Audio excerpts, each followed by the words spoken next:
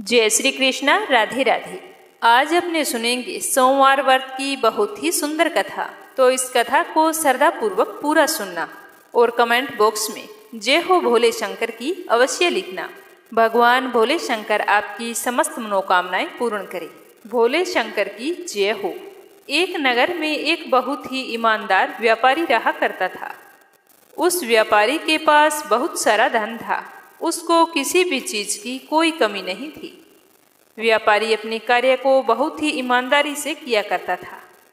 वह व्यापारी भगवान शिव का बहुत ही बड़ा भक्त था। व्यापारी को एक चीज की कमी थी, जिसके कारण वह बहुत ही दुखी रहा करता था। उस व्यापारी के कोई संतान नहीं थी। संतान प्राप्ति के लिए वह हर उपाय किया करता था, लेकिन उसे संतान की प्राप्ति नहीं हुई। एक दिन उस व्यापारी को उसके मित्र ने बताया कि तुम ऐसा करो कि सोमवार के व्रत रखना शुरू कर दो। हो सकता है कि भगवान शिव प्रसन्न होकर तुम्हें पुत्र प्राप्ति का वरदान दे। तो अपने मित्र की बात सुनकर व्यापारी बहुत ही प्रसन्न हुआ और घर आकर अपनी पत्नी को सारी बात बताई। संयोग से उस दिन सोमवार था, तो व्यापारी और उसकी पत्नी ने भगवान शिव की पूजा करनी शुरू कर दी और सोमवार के व्रत भी उसी दिन से शुरू कर दिए। व्यापारी पूरे सच्चे मन से भगवान शिव की पूजा किया करता था और दोनों पति पत्नी सोमवार के व्रत करते और व्रत कथा बड़े ही श्रद्धा भाव से सुनते थे। वह व्यापारी हमेशा सोमवार को मंदिर जाया करता था, सच्चे मन से भक्ति करता था। तो उसकी सच्ची भक्ति देखकर भगवान शिव और माता पार्वती जी दोनों बहुत ही प्रसन्न हुए। माता पार्वती जी ने भगवान शिव से कहा कि स्वामी, व्यापारी जिस मनोकामना के लिए आपके व्रत और पूजा पाठ करता है, तो आप उसकी मनोकामना पूरी करें। तो भगवान शिव ने पार्वती जी की बात सुनकर कहा कि जिसके भाग्य में जितने कर्म होते हैं, उसे अपने कर्मों का फल अवश्य भोगना पड़ता है और उन्हीं कर्मों के अनुसार सब निर्धारित होता है कि भाग्य में क्या है क्या नहीं है। जिसके भाग्य में जो होता है उसको वही भोगना पड़ता है। तो माता पार्वती जी ने भगवान शिव से कहा कि व्यापारी की भक्ति आपके लिए बहुत ही अच्छी है। मैं तो कहती हूँ कि इसकी सच्ची भक्ति देखकर इसकी मनोकामनाओं को आप पूर्ण करें। स्वामी, आपके लिए कुछ भी असंभव नहीं है। तो इस तरह बार बार पार्वती जी के हट करने पर शिव जी ने व्यापारी को पुत्र प्राप्ति का वरदान दे दिया। लेकिन भगवान शिव ने माता पार्वती जी से कहा कि मैंने वरदान तो दे दिया है, पर इस व्यापारी का बेटा सिर्फ 12 वर्ष की आयु तक ही जीवित रहेगा। उसके बाद वह मृत्यु को प्राप्त हो जाएगा। व्यापारी माता पार्वती जी और भगवान शिव की बातों को बड़े ही ध्यानपूर्वक सुन रहे थे, लेकिन व्यापारी को इस बातों का कोई दुख नहीं हुआ, बल्कि उसे तो पुत्र प्राप्ति की खुशी हो रही थी। वह खुशी खुशी भगवान शिव की पूजा करता रहा। समय बीतता गया। कुछ समय पश्चात व्यापारी की पत्नी ने एक बहुत ही सुंदर लड़की को जन्म दिया। पूरे नगर में खुशियां मनाई गई। व्यापारी और उसकी पत्नी बहुत ही खुश थे, लेकिन व्यापारी को मन में एक डर भी था। लेकिन वह अपने बच्चे की बाल लीलाओं के सामने अपने दुख को भूल जाता था। दोनों अपने पुत्र के लालन पालन में लग गए। जैसे ही व्यापारी का पुत्र 11 वर्ष का हुआ, तो व्यापारी को शिव पार्वती जी की बात याद आ गई। तो उसे यह सोचकर बहुत ही दुख हो रहा था कि अब मैं क्या करूं। तो उसने सोचते सोचते पुत्र के मामा को अपने घर बुलाया और उससे कहा कि तुम अपने भांजे को काशी ले जाओ और वहाँ पर पढ़ाई करवाओ, और जाते समय रास्ते में यज्ञ करवाते जाना, दान पुण्य करवाना, ब्राह्मणों को भोजन करवाना। इस तरह से सारी शिक्षा देकर व्यापारी ने अपने पुत्र को मामा के साथ बहुत सारा धन देकर विदा कर दिया। मामा और भांजा काशी के लिए निकल पड़े। रास्ते में यज्ञ करवाते, ब्राह्मणों को भोजन करवाते हुए जाने लगे। कई दिनों की यात्रा करने के बाद में दोनों एक नगर में जा पहुंचे। उस नगर का राजा बहुत ही धनी और बलवान था। उस राजा के एक ही पुत्री थी। उस दिन उस राजा की पुत्री का विवाह हो रहा था। राजकुमारी का विवाह जिस लड़के से होने वाला था, वह एक आंख से काना था। यह बात दूल्हे के पिता ने राजा से छुपाई थी और इस बात से वो चिंतित था कि कहीं राजा को मेरे बेटे का सच पता चल गया तो वो शादी के लिए मना कर देगा और हमें सजा भी देगा। तो इस तरह वो चिंता के मारे सूख रहा था। जब दूल्हे के पिताजी ने व्यापारी के लड़के को देखा तो मन ही मन एक योजना बनाई। सोचने लगा कि क्यों ना मेरे बेटे की जगह इस लड़के को भेज देता हूँ, शादी इसके साथ करवा दूंगा और इन्हें खूब सारा धन देकर लौटा दूंगा और राजा की बेटी को अपने बेटे के साथ अपने राज्य ले जाऊंगा। तो इस तरह सोचते हुए वह उस लड़के के मामा से बात की। तो मामा थोड़ा रुपए के मामले में कंजूस था। उसने सोचा हमें धन मिल जाएगा, हमारा क्या जाता है, एक रात की बात है, सिर्फ फेरे ही तो लेने हैं। उसने तुरंत हाँ कर दी। लेकिन भांजे को ये बात बिल्कुल भी रास नहीं आई, पर उसने अपने मामा को कुछ नहीं कहा। तो दूल्हे के पिताजी ने फटाफट अपने बेटे के कपड़े और आभूषण लाकर उस व्यापारी के पुत्र को पहना दिए और उसे दूल्हा बनाकर तैयार कर दिया। वह बहुत ही सुंदर लग रहा था। इस तरह राजकुमारी का विवाह व्यापारी के पुत्र के साथ बड़ी ही धूमधाम से हो गया और विवाह होते ही दूल्हे के पिताजी ने लड़के के मामा को खूब सारा धन दिया और जाने के लिए कह दिया। लेकिन व्यापारी का लड़का बहुत ही ईमानदार था। उसने राजा की बेटी के जो चुनरी ओढ़ी हुई थी उस पर सारी सच्चाई लिख दी और बता दिया कि तुम्हारा विवाह मेरे साथ हुआ है। तुम्हारी शादी जिस लड़के से की जा रही थी वो एक आंख से काना था।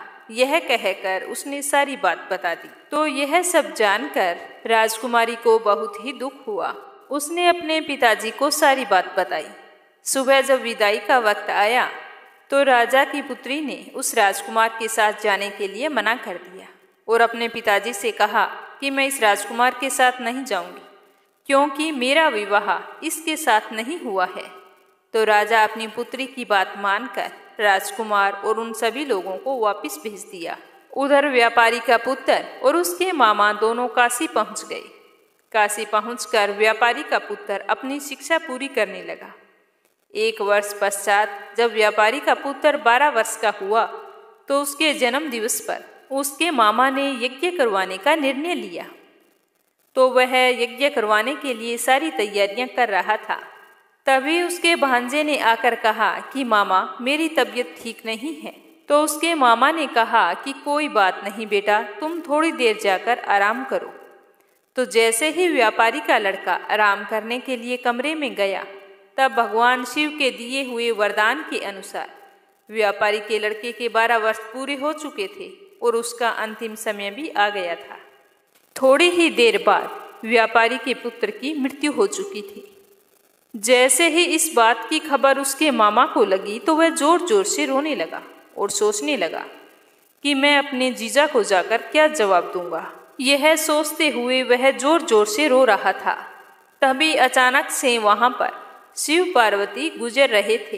तो रोने की आवाज सुनकर माता पार्वती जी ने भगवान शिव से कहा कि किसी के रोने का स्वर आ रहा है। तो भगवान शिव और माता पार्वती जी ने जाकर देखा तो देखते ही भगवान शिव ने कहा कि पार्वती जी, ये तो वही बालक है जिसे मैंने व्यापारी के यहाँ जन्म लेने का वरदान दिया था। आज इसका समय पूरा हो गया है, इसी वजह से इसकी मृत्यु हो गई है।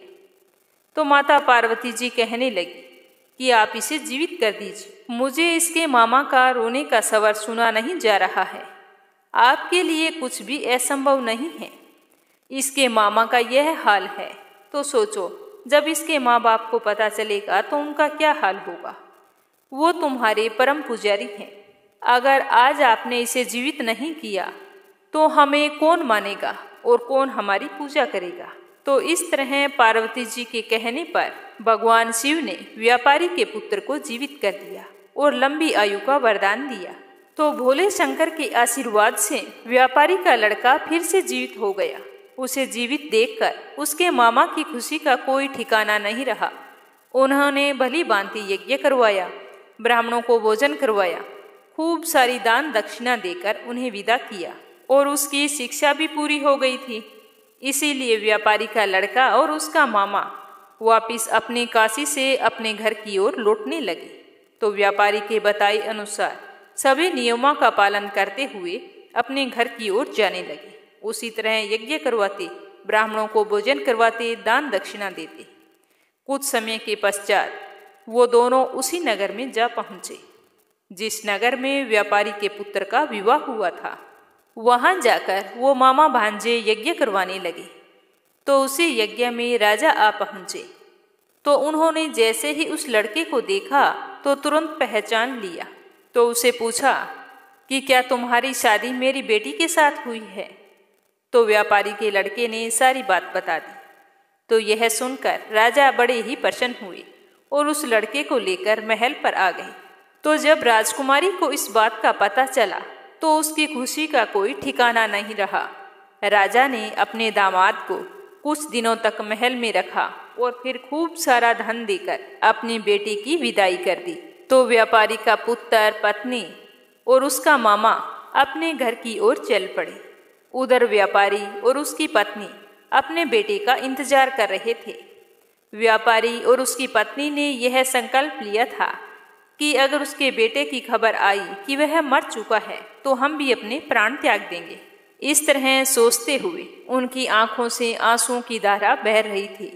लेकिन गांव वालों ने जब आकर बताया कि तुम्हारा पुत्र आ रहा है और साथ में तुम्हारी पुत्रवधू भी आ रही है, तो यह बात सुनकर व्यापारी को और उसकी पत्नी को बहुत ही खुशी हुई। उन्हें विश्वास नहीं हो रहा था। जैसे ही वो दोनों भागकर बाहर आए और अपने पुत्र और पुत्रवधू को देखा तो बहुत ही खुश हुए। उनकी खुशी का कोई ठिकाना नहीं रहा। व्यापारी ने भागकर अपने पुत्र को गले से लगा लिया। उस दिन पूरे नगर में खुशियां मनाई गई। व्यापारी ने पूरे नगर में भोज का आयोजन किया। उसी रात को जब व्यापारी सो रहा था तो व्यापारी के सपने में भगवान शिव आए और भगवान ने व्यापारी से कहा कि तुमने सोमवार का व्रत रखा था, जिसकी वजह से मैं बहुत ही प्रसन्न हुआ हूँ और तुम्हारी भक्ति को देखकर मैंने तुम्हारे पुत्र को लंबी आयु का वरदान दिया है। अब तुम मांगो, क्या मांगते हो? मैं तुम्हारी सेवा भक्ति से बहुत ही प्रसन्न हूँ। तो व्यापारी हाथ जोड़कर कहने लगा कि हे भगवान, मुझे कुछ नहीं चाहिए। मेरे पास आपका दिया हुआ सब कुछ है। हर व्यक्ति के लिए संतान सुख से बढ़कर दूसरा कोई सुख नहीं होता, इसीलिए तुम ऐसा वरदान दो। अगर कोई निसंतान दंपति तुम्हारा व्रत करे और व्रत कथा सुने तो उन्हें संतान की प्राप्ति अवश्य हो। तो भगवान भोले शंकर कहने लगे कि ठीक है, आज के बाद जो भी व्यक्ति सोमवार का व्रत रखेगा और इस कथा को सुनेगा उसकी सारी मनोकामनाएं पूर्ण होगी। तो इस तरह का आशीर्वाद देकर भगवान शंकर व्यापारी के सपने से अंतर्ध्यान हो गए। तो इस तरह शिवजी की पूजा और व्रत करने से व्यापारी को संतान की प्राप्ति हुई। फिर वह अपने समस्त सुखों को भोगता हुआ अंत में शिवलोक को गया। बोलो भोले शंकर की जय हो। बोलो माता पार्वती जी की जय हो। एक बार श्री शौनक जी ने पूछा कि महाज्ञानी सूत जी, आप संपूर्ण सिद्धांतों के ज्ञाता हैं, कृपा मुझसे पुराणों के सार का वर्णन करें। ज्ञान और वैराग्य सहित भक्ति से प्राप्त विवेक की बुद्धि कैसे होती है तथा साधु पुरुष कैसे अपने काम, क्रोध आदि विकारों का निवारण करते हैं। इस कलयुग में सभी जीव आसुरी स्वभाव के हो गए हैं, अतः कृपा करके मुझे कोई ऐसा साधन बताइए जो कल्याणकारी एवं मंगलकारी हो तथा पवित्रता लिए हुए हो। प्रभु, वह ऐसा साधन हो जिससे मनुष्य की शुद्धि हो जाए और उस निर्मल हृदय वाले पुरुष को सदैव के लिए शिव की प्राप्ति हो जाए। तो शौनक जी की ये बात सुनकर सूत जी ने उत्तर दिया कि शौनक जी, आप धन्य हैं, क्योंकि आपके मन में पुराण कथा को सुनने के लिए अपार प्रेम व लालसा है। इसीलिए मैं तुम्हें परम उत्तम शास्त्र की कथा सुनाता हूँ। वत्स, संपूर्ण सिद्धांत से संपन्न, भक्ति को बढ़ाने वाला तथा शिव जी को संतुष्ट करने वाला अमृत के समान दिव्य शास्त्र है शिव पुराण। इसका पूर्व काल में शिव जी ने ही प्रवचन किया था। गुरुदेव व्यास जी ने सनत कुमार मुनि का उपदेश पाकर आदर पूर्वक इस पुराण की रचना की। यह पुराण कलयुग में मनुष्यों के हित का परम साधन है। शिव पुराण परम उत्तम शास्त्र है। इस पृथ्वी लोक में सभी मनुष्यों को भगवान शिव के विशाल रूप को समझना चाहिए। इसे पढ़ना एवं सुनना सर्व साधन है। यह मनवांछित फलों को देने वाला है। इससे मनुष्य निष्पाप हो जाता है तथा इस लोक में सभी सुखों का उपभोग करके अंत में शिव लोक को प्राप्त करता है। शिव पुराण में 24,000 श्लोक हैं, जिसमें 7 संहिताएं हैं। शिव पुराण पर ब्रह्मा परमात्मा के समान गति प्रदान करने वाला है। मनुष्य को पूरी भक्ति एवं संयम पूर्वक इसे सुनना चाहिए। जो मनुष्य प्रेम पूर्वक नित्य इसको बांचता है या इसका पाठ करता है या फिर सुनता है, वह निसंदेह पुण्य आत्मा है। भगवान शिव उस विद्वान पुरुष पर प्रसन्न होकर उसे अपना धाम प्रदान करते हैं। प्रतिदिन आदर पूर्वक शिव पुराण का पूजन करने वाले मनुष्य संसार में संपूर्ण भोगों को भोग कर भगवान शिव के पद को प्राप्त करते हैं और वे सदा ही सुखी रहते हैं।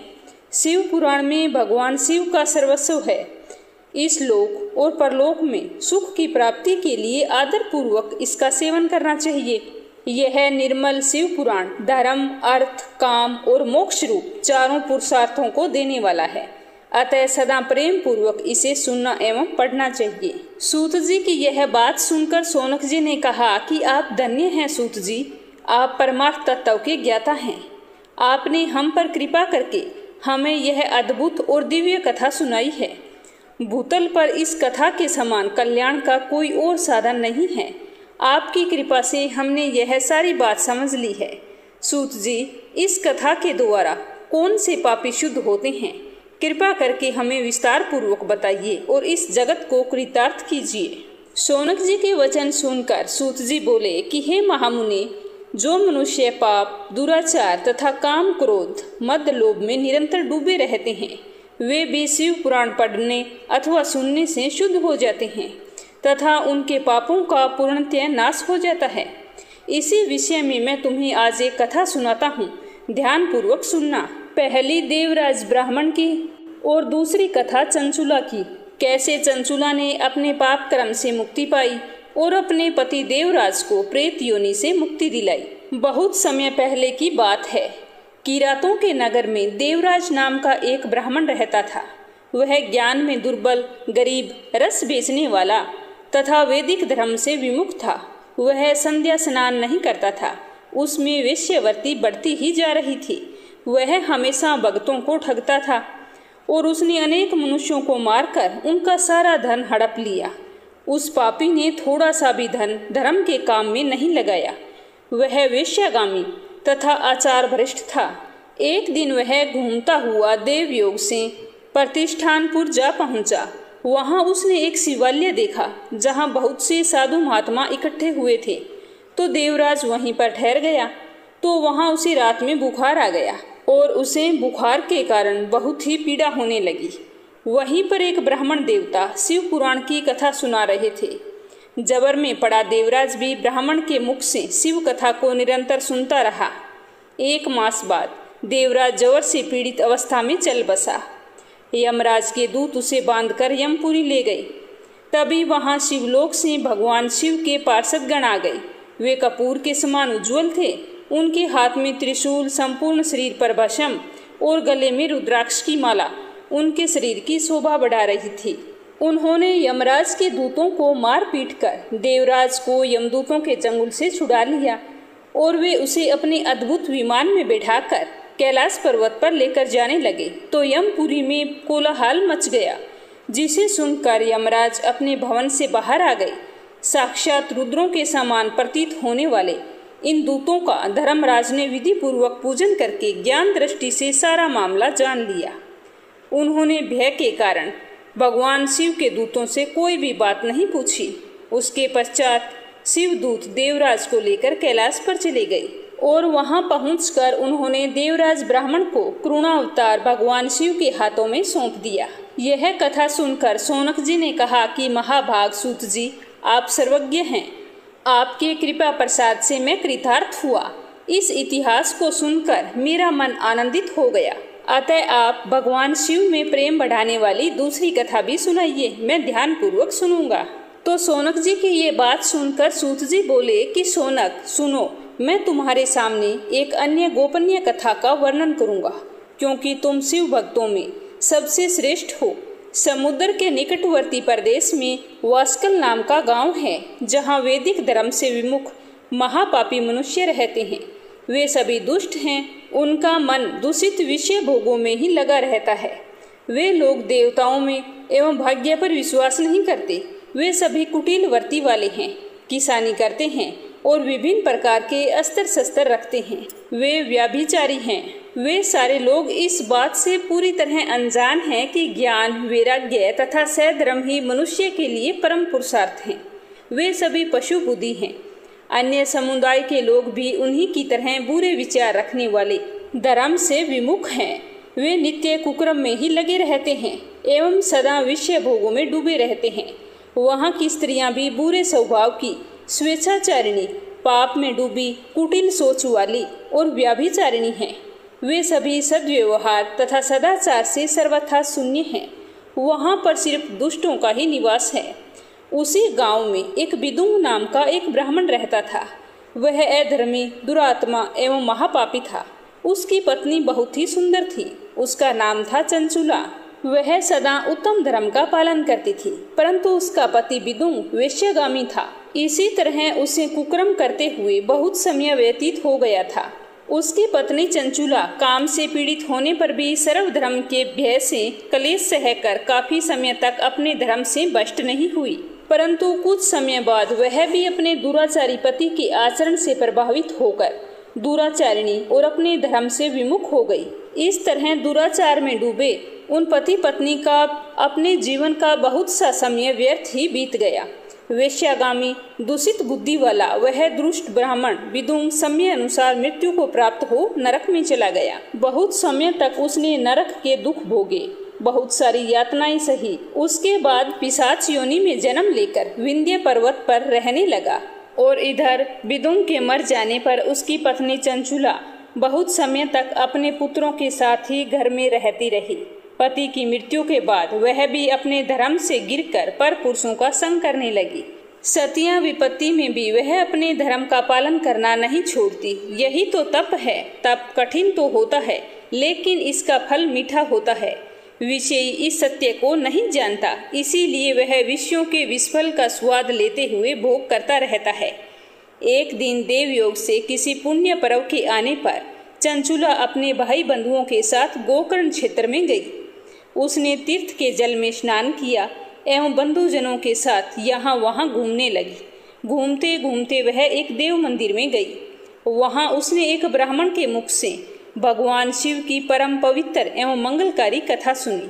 कथावाचक ब्राह्मण कह रहे थे कि जो स्त्रियां व्यभिचार करती है वे मरने के बाद यमलोक जाती हैं तथा यमराज के दूत उन्हें तरह तरह से यातना देते हैं। उनके काम अंगों को तपते लोह दंडों से दागते हैं। तप्त लोह पुरुष उनका संसर्ग करते हैं। ये सारे दंड इतनी वेदना देने वाले होते हैं कि जीव पुकार पुकार कर कहता है कि वह अब ऐसा कभी नहीं करेगा, लेकिन यमदूत उसे नहीं छोड़ते। कर्मों का फल तो सभी को भोगना पड़ता है। देव, ऋषि, बंधु, मनुष्य सभी इसे बंधे हुए हैं। तो ब्राह्मण के मुख से यह वैराग्य बढ़ाने वाली कथा सुनकर चंचुला तो भय से व्याकुल हो गई। कथा समाप्त होने पर सारे लोग वहां से चले गए। उनके जाने के बाद में चंचुला ने कथा बांचने वाले ब्राह्मण देवता से कहा कि हे ब्राह्मण, धर्म को ना जानने के कारण मेरे द्वारा बहुत ही बड़ा दुराचार हुआ है। स्वामी, मेरे ऊपर कृपा करके मेरा उद्धार कीजिए। आपके प्रवचन को सुनकर मुझे इस संसार से वैराग्य हो गया है। मुझ मूढ़ चित्त वाली पापिनी को धिक्कार है। मैं तो निंदा के योग्य हूँ। मैं बुरे विषयों में फंसकर अपने धर्म से विमुख हो गई थी। कौन मुझ जैसी कुमार्ग में मन लगाने वाली पापिनी का साथ देगा? जब यमदूत मेरे गले में फंदा डालकर मुझे बांध कर ले जाएंगे और नरक में मेरे शरीर के टुकड़े करेंगे, तब मैं कैसे उन महायातनाओं को सहन कर पाऊंगी? मैं तो सब प्रकार से नष्ट हो गई हूँ, क्योंकि अभी तक मैं हर पाप में डूबी हूँ। हे ब्राह्मण, आप मेरे गुरु हैं, आप ही मेरे माता पिता हैं। मैं आपकी शरण में आई हूँ। मुझ अबला का आप उद्धार कीजिए।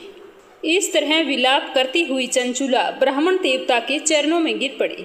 तब ब्राह्मण ने उसे कृपापूर्वक उठाया और कहा, कि हे नारी, तुम सौभाग्यशाली हो जो भगवान शंकर की कृपा से तुमने वैराग्य पूर्ण शिव पुराण की कथा को सुनकर समय से अपनी गलती का एहसास कर लिया है। तुम डरो मत और भगवान शिव की शरण में आ जाओ। उनकी परम कृपा से तुम्हारे सारे पाप नष्ट हो जाएंगे। मैं तुम्हें भगवान शिव की कथा सहित वह मार्ग बताऊंगा जिसके द्वारा तुम्हें सुख देने वाली उत्तम गति प्राप्त होगी। शिव कथा सुनने से तुम्हारी बुद्धि शुद्ध हो गई है और तुम्हें पश्चाताप हुआ है तथा मन में वैराग्य उत्पन्न हो गया है। पश्चाताप ही पाप करने वाले पापियों के लिए सबसे बड़ा प्रायश्चित होता है। पश्चाताप ही पापों का शोधक है। इससे ही पापों की शुद्धि होती है।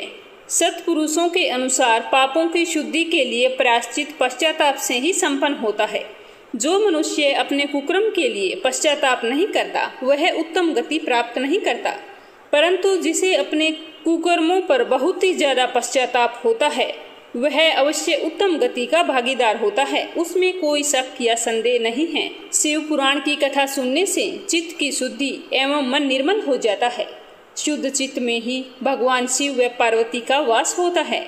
वह शुद्ध आत्मा पुरुष सदा शिव के पद को प्राप्त करता है। इस कथा को सुनने से सभी मनुष्यों का कल्याण होता है, अतः इसकी आराधना व सेवा करनी चाहिए। यह कथा भवबंधन रूपी रोग का नाश करने वाला है। भगवान शिव की कथा सुनकर हृदय में उसका मनन करना चाहिए। इससे चित्त की शुद्धि होती है। चित्त शुद्धि होने से ही ज्ञान और वैराग्य के साथ महेश्वर की भक्ति निश्चय प्रकट होती है तथा उनके अनुग्रह से ही दिव्य मुक्ति प्राप्त होती है। जो मनुष्य माया के प्रति आसक्त है वह इस संसार बंधन से मुक्त नहीं हो पाता। यानी कि जो मनुष्य मोह माया में बंधा हुआ है वह इस संसार बंधन से कभी भी मुक्त नहीं हो पाता। हे ब्राह्मण पत्नी, तुम अन्य विषयों से अपने मन को हटाकर भगवान शंकर की इस परम पावन कथा को सुनो। इसे सुनने से तुम्हारे चित्त की शुद्धि हो जाएगी और तुम्हें मोक्ष की प्राप्ति होगी। जो मनुष्य निर्मल हृदय से भगवान शिव के चरणों का चिंतन करता है उसकी एक ही जन्म में मुक्ति हो जाती है। यह कहकर ब्राह्मण देवता चुप हो गए। उनका हृदय करुणा से भर गया और वे ध्यान में मगन हो गए। ब्राह्मण का उपदेश सुनकर चंचुला की आंखों से आनंद के आंसू छलक आए और वह बड़ी ही खुशी से ब्राह्मण देवता के चरणों में गिर गई और हाथ जोड़कर बोली कि हे ब्राह्मण देवता, मैं कृतार्थ हो गई। शिव भक्तों में सबसे श्रेष्ठ आप धन्य हैं। आप परमार्थदर्शी हैं और सदा परोपकार में लगे रहते हैं। साधो, मैं नरक के समुद्र में गिर रही हूँ। कृपा करके मेरा उद्धार कीजिए। जिस पौराणिक व अमृत के समान सुंदर शिव पुराण कथा की बात आपने की है उसे सुनकर ही मेरे मन में वैराग्य उत्पन्न हुआ है। उस अमृतमयी शिव पुराण कथा को सुनने के लिए मेरे मन में बड़ी श्रद्धा हो रही है। कृपा करके आप मुझे उसे सुनाइए। शिव पुराण की कथा सुनने की इच्छा मन में लिए हुए चंचुला उन ब्राह्मण देवता की सेवा में वही रहने लगी।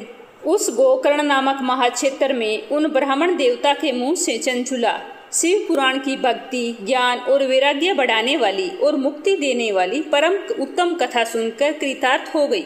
उसका चित्त शुद्ध हो गया। वह अपने हृदय में शिव के सगुण रूप का चिंतन करने लगी। वह सदैव शिव के सच्चिदानंदमय स्वरूप का स्मरण करती थी। उसके बाद जब उसका समय पूरा हुआ तो चंचुला ने बिना किसी कष्ट के अपना शरीर त्याग दिया। उसे लेने के लिए एक दिव्य विमान वहां पर पहुंचा। यह विमान शोभा साधनों से सुसज्जित था और शिव गणों से सुशोभित था।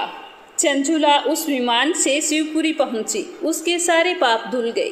वह दिव्यांगना हो गई।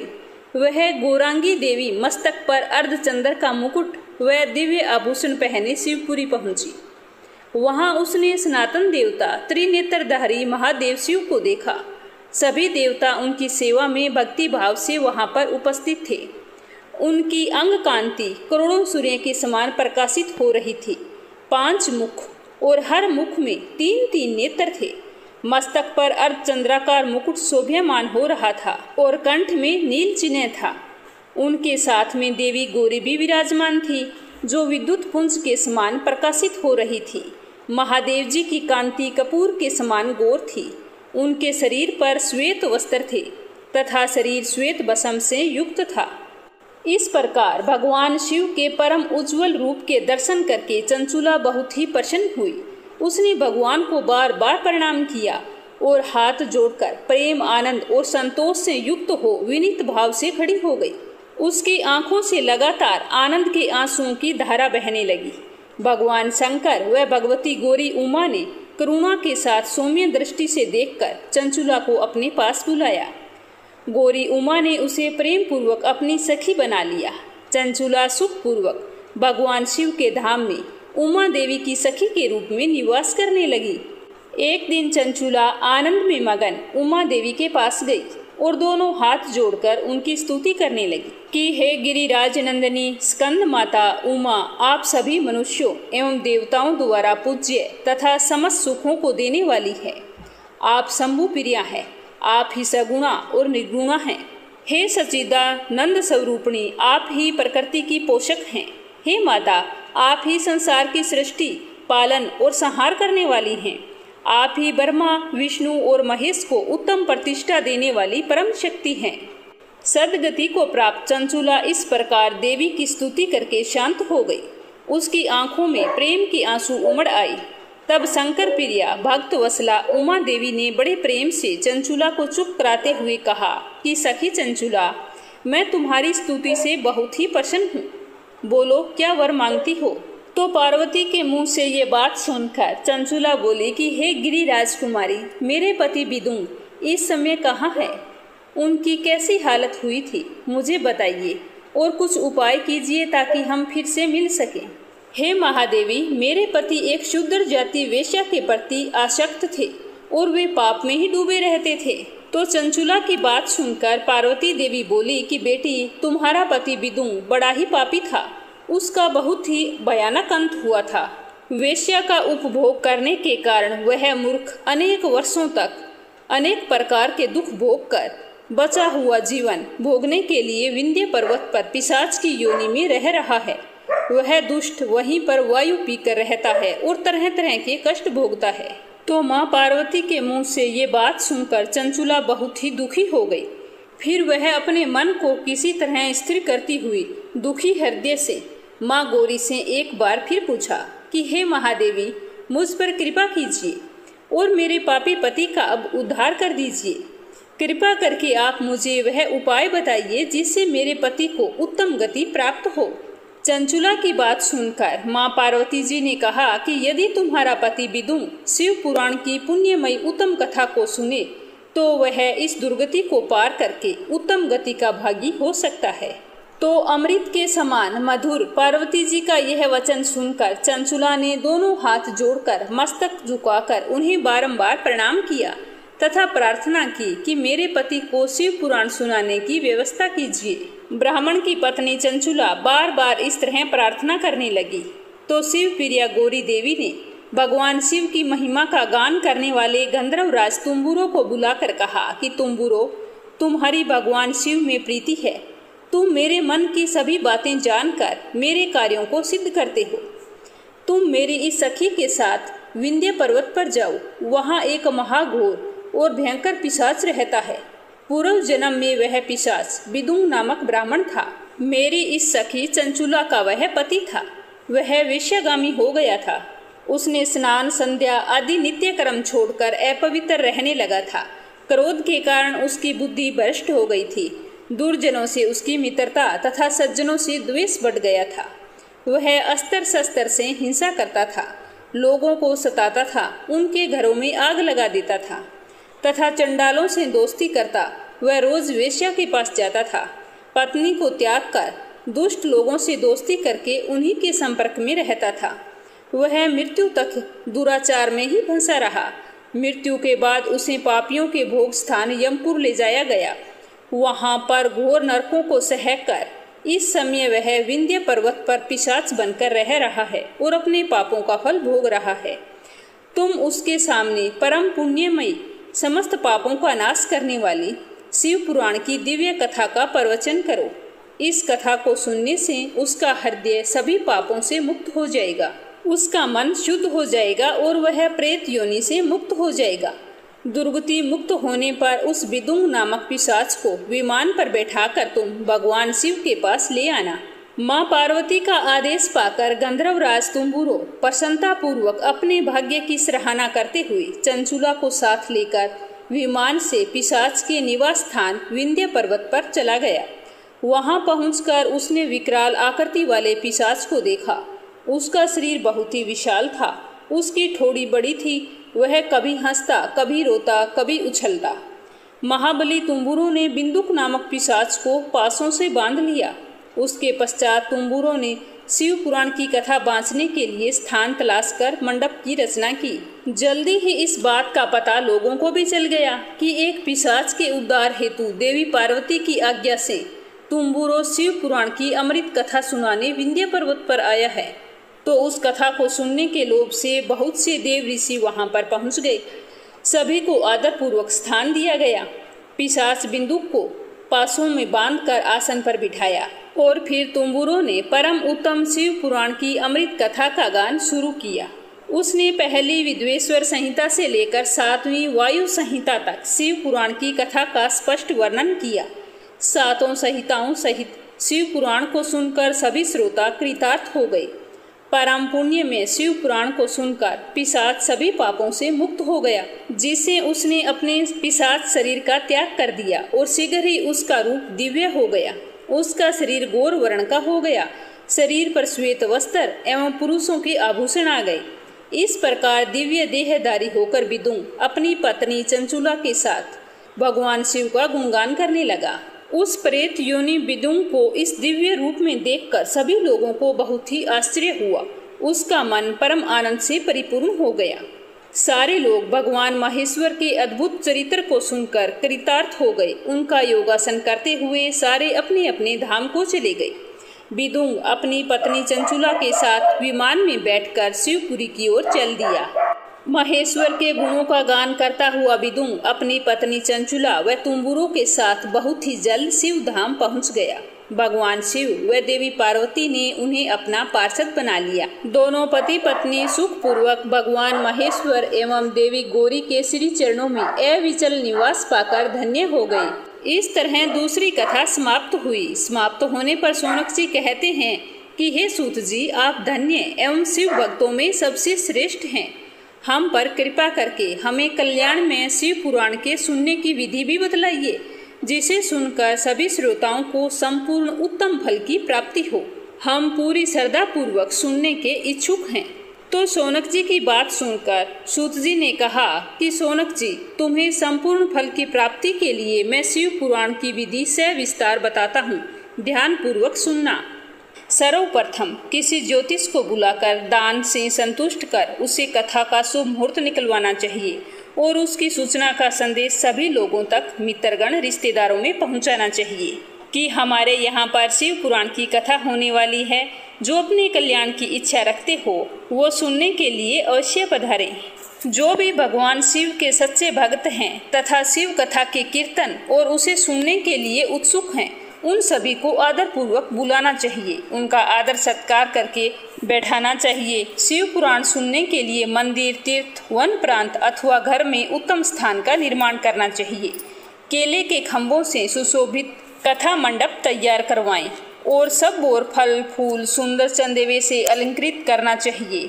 चारों कोनों पर ध्वज लगाकर उसे विभिन्न सामग्री से सुशोभित करें। भगवान शंकर के लिए भक्ति पूर्वक दिव्य आसन का निर्माण करना चाहिए तथा कथावाचक के लिए भी आसन का निर्माण करना चाहिए। नियम पूर्वक कथा सुनने वालों के लिए भी सुयोग्य आसन की व्यवस्था करें तथा अन्य लोगों के बैठने की भी व्यवस्था अच्छे से करनी चाहिए। कथा बांचने वाले विद्वान के प्रति कभी भी बुरी भावना नहीं रखनी चाहिए। संसार में जन्म तथा गुणों के कारण बहुत से गुरु होते हैं, परंतु उन सब में पुराणों का ज्ञाता ही परम गुरु माना जाता है।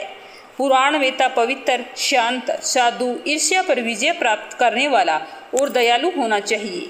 ऐसे गुणी मनुष्य को इस पुण्यमयी कथा को बांचना चाहिए। सूर्योदय से लेकर 3:30 पहर तक शिव महापुराण कथा को बांचना चाहिए। मध्यकाल में 2 घड़ी तक इस कथा को बंद रखनी चाहिए ताकि लोग मलमूत्र का त्याग कर सकें। जिस दिन से कथा शुरू होनी है उसे 1 दिन पहले व्रत करें। कथा के दिनों में प्रातःकाल का नित्य क्रम संक्षेप में कर लेना चाहिए। वक्ता के पास उसकी सहायता हेतु एक विद्वान व्यक्ति को बैठाना चाहिए, जो कि सब प्रकार के संशयों को दूर कर लोगों को समझाने में योग्य हो। कथा में आने वाले विघ्नों को दूर करने के लिए सर्वप्रथम गणेश जी का पूजन करना चाहिए। भगवान शिव व शिव पुराण की भक्ति भाव से पूजा करें। उसके बाद श्रोता तन मन से शुद्ध होकर आदर पूर्वक शिव पुराण की कथा सुने। जो वक्ता और श्रोता अनेक प्रकार के कर्मों से भटक रहे हों, काम आदि 6 विकारों से युक्त हों, वे पुण्य के भागी नहीं हो सकते। जो मनुष्य अपनी सभी चिंताओं को भूलकर कथा में मन लगाते हैं, उन शुद्ध बुद्धि मनुष्यों को उत्तम फल की प्राप्ति होती है। सुनकर आपको कैसा लगा कमेंट बॉक्स में बताना। कि कथा को ज्यादा से ज्यादा शेयर करना, ताकि हर शिव भगत के पास ये कथा पहुँचे और वह इसे सुन सके। कमेंट बॉक्स में भगवान भोलेनाथ और माता पार्वती जी की जय हो अवश्य लिखना। और अगर आपने सब्सक्राइब नहीं किया है तो मीरा भक्ति चैनल को सब्सक्राइब जरूर करना। आपका बहुत बहुत धन्यवाद। भगवान भोलेनाथ आपकी समस्त मनोकामनाएं पूरी करे। जय श्री कृष्णा। राधे राधे।